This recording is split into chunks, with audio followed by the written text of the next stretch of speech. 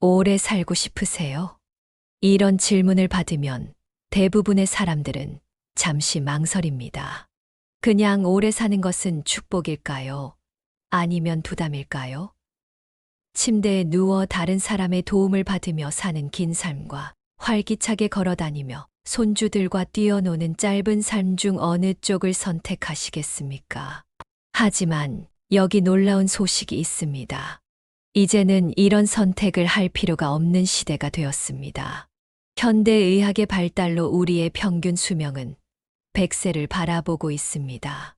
더욱 흥미로운 것은 이 늘어난 수명을 어떻게 보낼지가 상당 부분 우리의 선택에 달려 있다는 사실입니다. 제가 최근 만난 세 분의 이야기로 시작해 보겠습니다. 같은 80대이지만 완전히 다른 삶을 살고 계신 분들입니다. 매주 산악회를 이끄는 85세 할아버님, 거동이 불편해 집에만 계시는 87세 할머님, 그리고 93세의 나이에 영어 공부를 하며 스마트폰 강사로 활동하시는 할머님. 무엇이 이런 놀라운 차이를 만드는 걸까요? 오늘은 세계적인 노년학 전문가들의 연구를 바탕으로 행복한 100세를 위한 숨겨진 비밀들을 파헤쳐 보려고 합니다. 이 이야기 속에는 우리가 몰랐던 놀라운 사실들이 숨어 있습니다.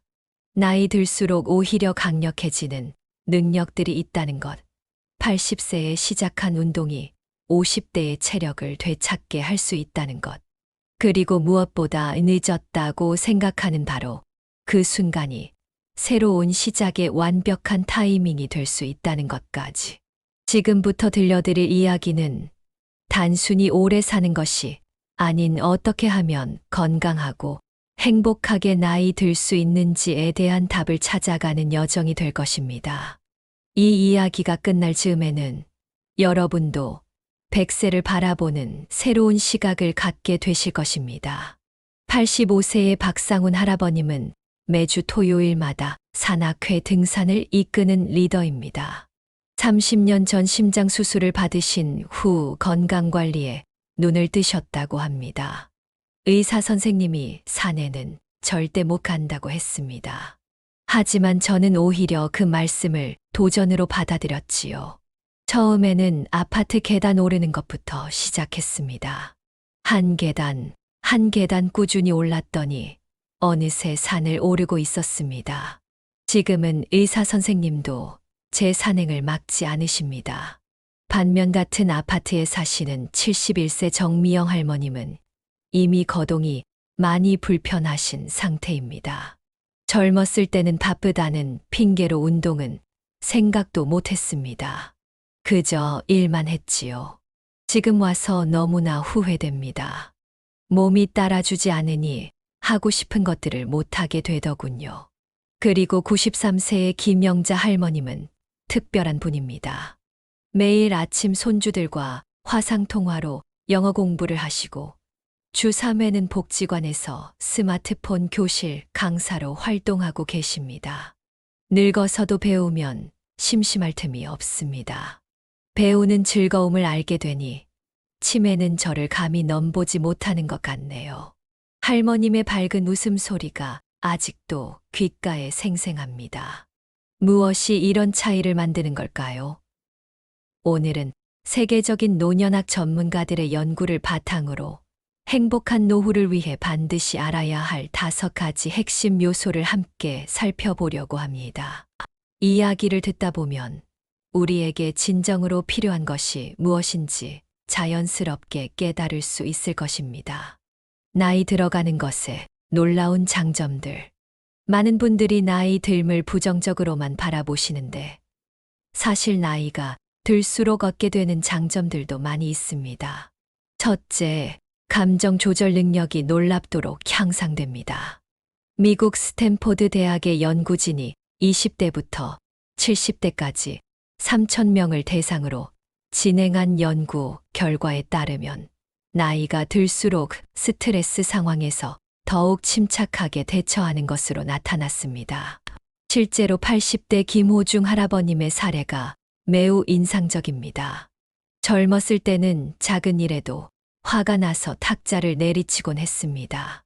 하지만 지금은 어떤 일이 있어도 이 또한 지나가리라 하는 마음으로 대하게 됩니다. 얼마 전 손자가 비싼 도자기를 깨뜨렸을 때도 오히려 제가 손자를 달래주었지요. 젊었을 때의 제가 보면 깜짝 놀랄 것입니다.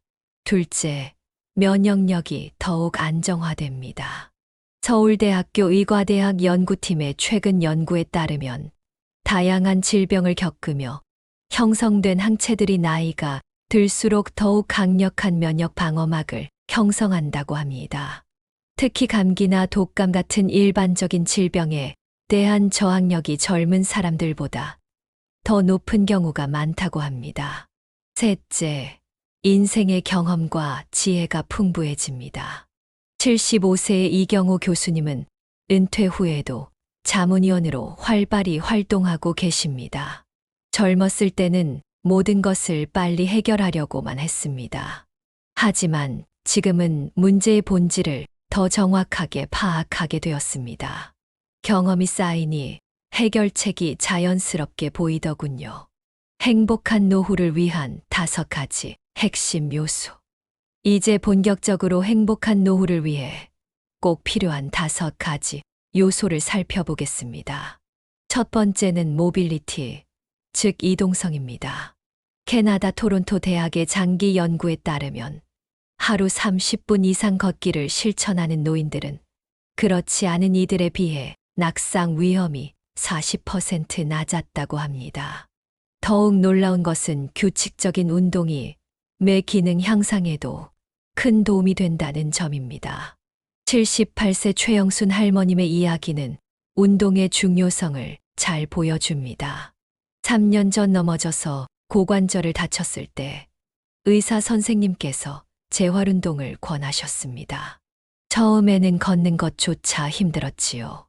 하지만 매일 조금씩 운동을 하다 보니 6개월 만에 혼자서 장보기도 가능해졌습니다. 지금은 일주일에 2번 수영장도 다니고 있답니다. 특히 수중 걷기 운동이 제게는 가장 좋더군요.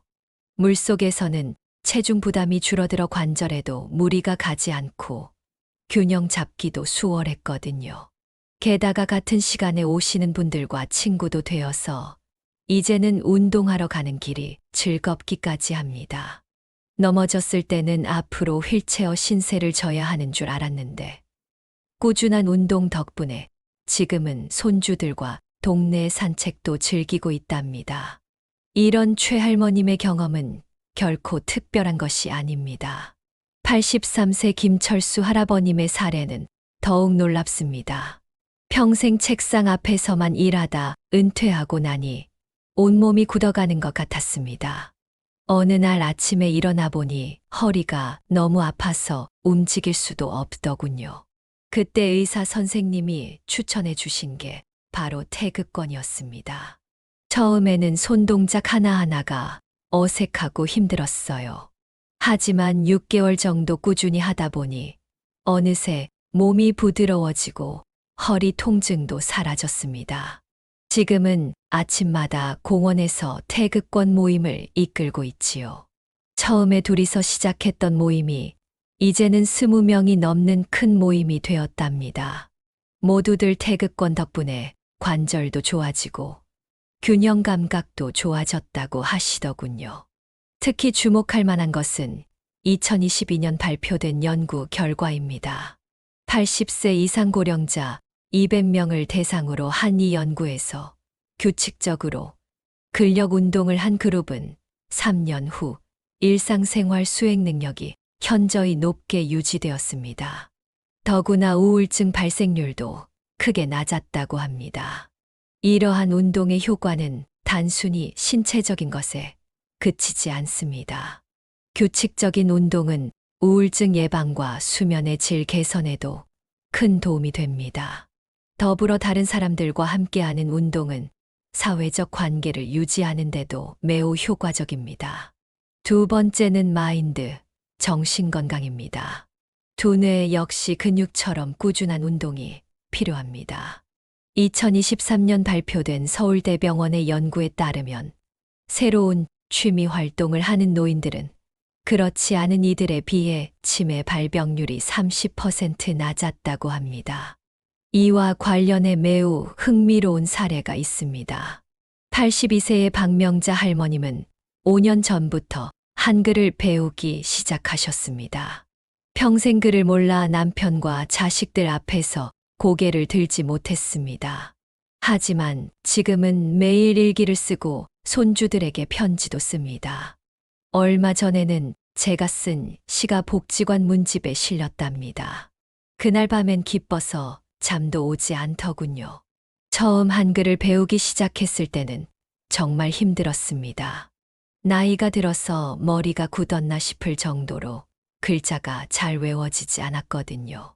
하지만 포기하지 않고 매일매일 조금씩이라도 공부했습니다.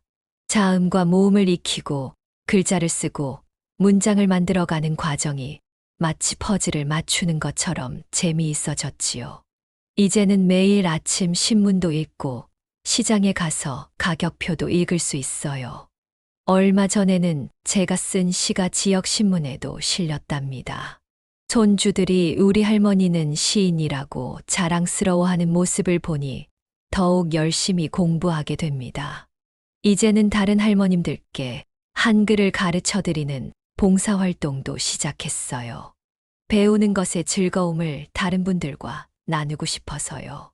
또 다른 예로 87세 송민철 할아버님은 디지털 기기 학습으로 새로운 세상을 만나셨습니다. 스마트폰을 처음 접했을 때는 정말 막막했습니다.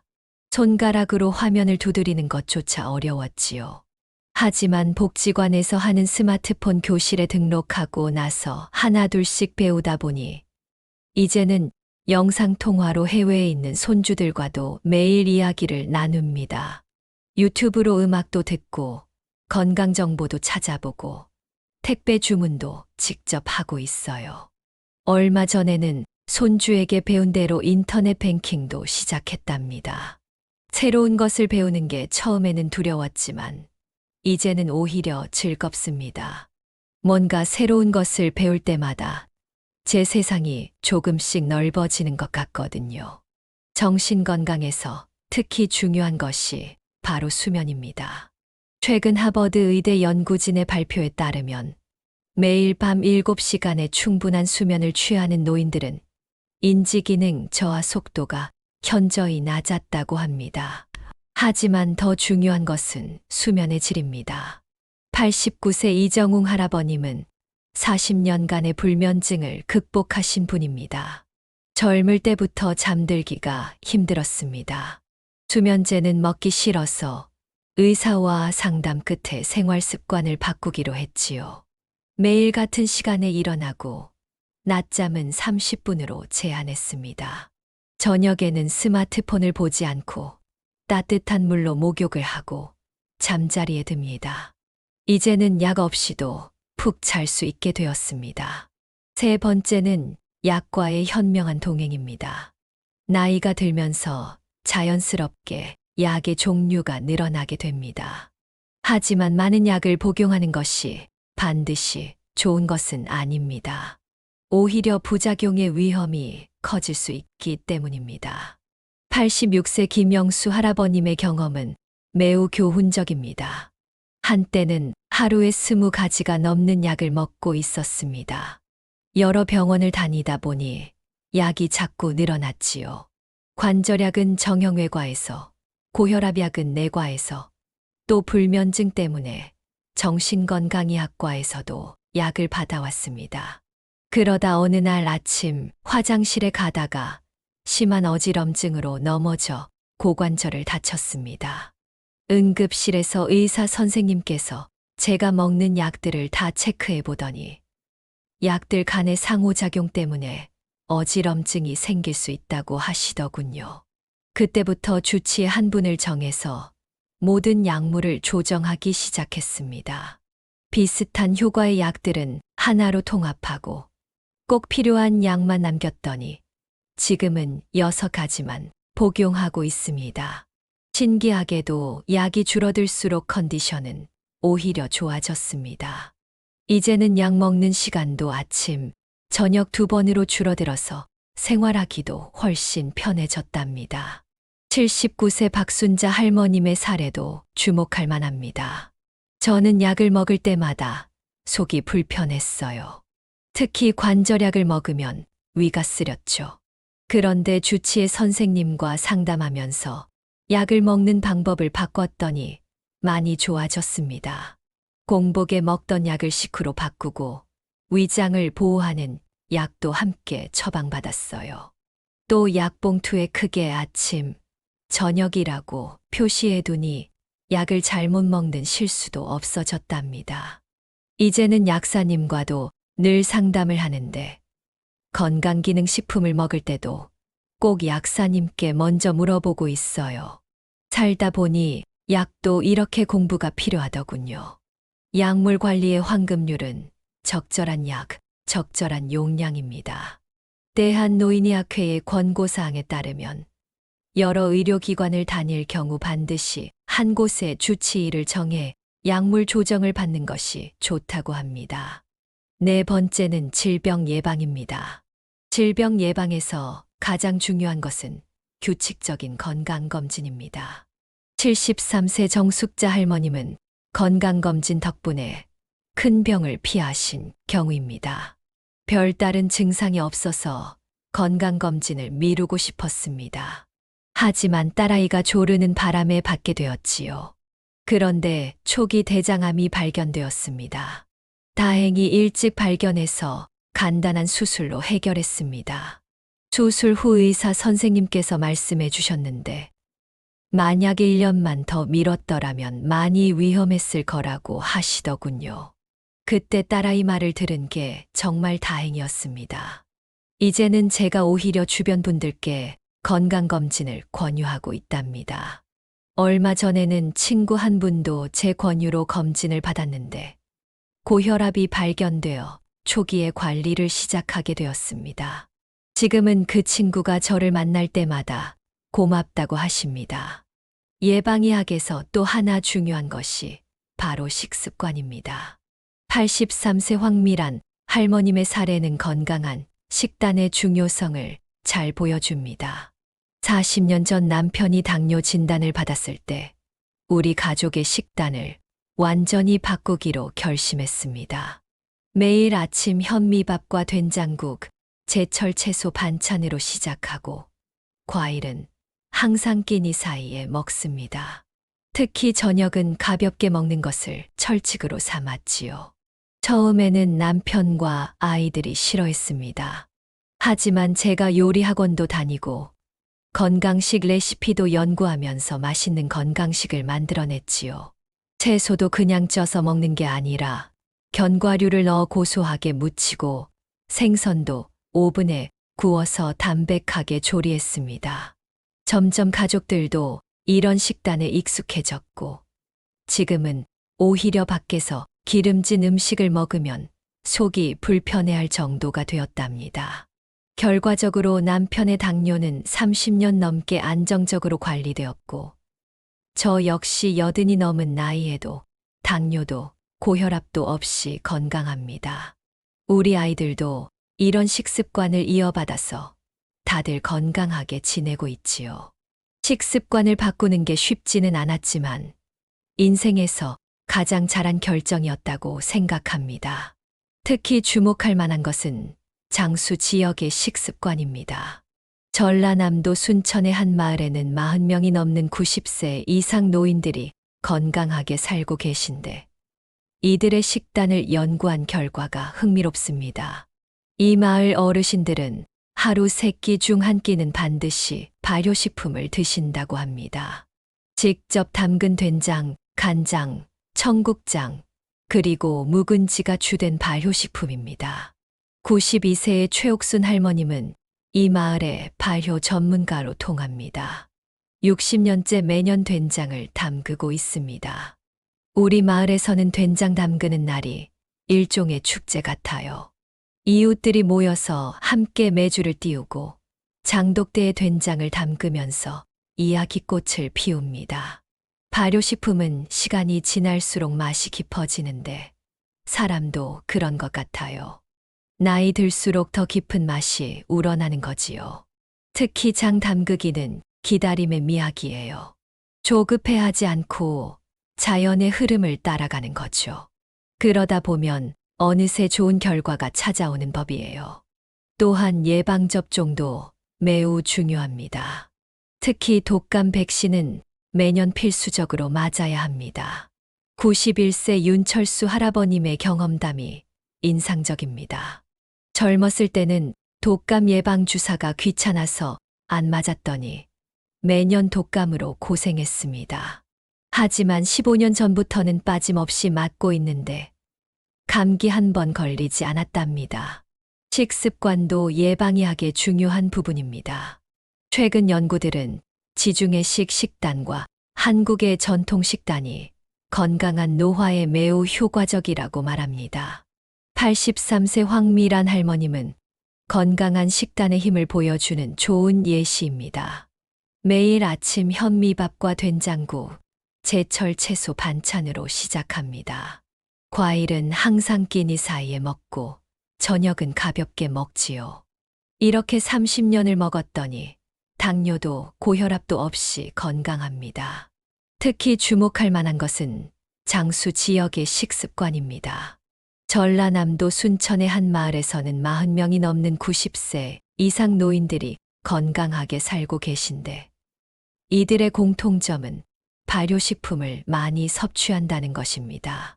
된장, 간장, 김치 등 전통 발효식품이 장내 미생물의 균형을 맞춰주어 면역력 향상에 도움을 준다는 연구 결과도 있습니다.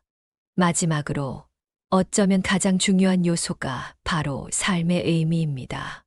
일본의 한 연구에 따르면 뚜렷한 삶의 목적을 가진 노인들은 그렇지 않은 이들에 비해 평균 수명이 7년이나 더 길었다고 합니다.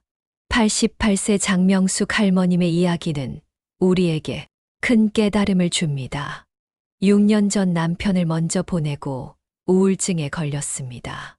50년을 함께 산 사람이 갑자기 사라지니 세상이 무너지는 것 같았지요. 아침에 눈을 뜨는 것조차 괴로웠습니다. 하루하루가 의미 없이 흘러갔어요. 그러던 어느 날 복지관에서 한글을 가르쳐 달라는 부탁을 받았습니다. 처음에는 내가 무슨 하며 망설였죠. 하지만 담당 선생님께서 할머님처럼 인생 경험이 많으신 분이 가르치시면 다른 어르신들이 더 편하게 배우실 수 있을 거예요 라고 하시더군요. 한번 해보자는 마음으로 시작했는데 이게 제 인생을 완전히 바꾸어 놓았습니다. 글을 몰라 늘 위축되어 있던 할머님들이 한글을 깨치고 좋아하시는 모습을 보면서 제가 살아있는 이유를 찾았어요. 특히 78세 된 김씨 할머님이 처음으로 손주에게 편지를 썼을 때 그 기쁨에 겨워 우시던 모습은 절대 잊을 수 없습니다. 지금은 매주 3번씩 수업을 하는데 하루하루가 너무나 보람됩니다. 수업 준비를 하느라 밤늦게 잠들 때도 있지만 전혀 힘들지 않아요. 제가 가르친 할머님들이 이제는 동네 다른 어르신들을 가르치고 계시더군요. 마치 제가 뿌린 씨앗이 여기저기서 꽃을 피우는 것 같아 가슴이 벅차답니다. 95세의 박영우 할아버님은 매일 아침 동네 초등학교 앞 횡단보도에서 교통안전 봉사를 하고 계십니다. 20년째 이어온 그의 봉사 이야기는 더욱 특별합니다. 처음에는 그저 시간을 보내기 위해 시작했습니다. 은퇴하고 나니 시간이 너무 많더군요. 그런데 어느 날 한 학부모님이 찾아오셔서 우리 아이가 매일 아침 할아버지를 만나는 걸 정말 좋아해요 라고 하시는 겁니다. 그 후로 아이들 이름을 외우기 시작했어요. 민준이, 서연이, 지호. 이제는 150명이 넘는 아이들의 이름을 다 외우고 있답니다. 아이들이 저를 우리 동네 슈퍼맨이라고 부르는데 그 말을 들을 때마다 가슴이 벅차요. 작년에는 큰 수술을 받아서 한 달 정도 쉬어야 했는데 그때 아이들이 병원에 Get well soon 카드를 보내왔더군요. 수백 장의 카드를 받았는데 하나하나가 얼마나 예쁘던지 그때 깨달았습니다. 내가 아직 누군가에게 도움이 된다는 게 얼마나 큰 축복인지를요. 이제는 아이들이 안전하게 등교하는 모습을 보는 것이 제 하루의 낙이 되었습니다. 비가 오나 눈이 오나 매일 아침 이 자리를 지키는 것이 제 인생의 보람이 되었지요. 때로는 힘들 때도 있지만 아이들의 웃음소리를 들으면 모든 피로가 싹 사라집니다. 지금까지 우리는 행복한 100세를 위한 5가지 핵심 요소를 살펴보았습니다. 하지만 이 이야기의 진정한 의미는 단순히 이 5가지를 실천하는 것에 있지 않습니다. 더 중요한 것은 우리가 나이 듦을 바라보는 관점의 변화입니다. 나이가 들어간다는 것은 무언가가 줄어드는 과정이 아닌 새로운 것이 채워지는 여정일 수 있습니다. 85세의 산악회를 이끄는 박상훈 할아버님, 82세에 처음 한글을 배워 시인이 된 박명자 할머님, 95세의 나이에도 매일 아침 아이들의 웃음소리로 하루를 시작하는 박영우 할아버님. 이분들의 삶이 우리에게 보여주는 것은 무엇일까요? 그것은 바로 나이라는 숫자가 우리 삶의 한계를 규정하지 않는다는 것입니다.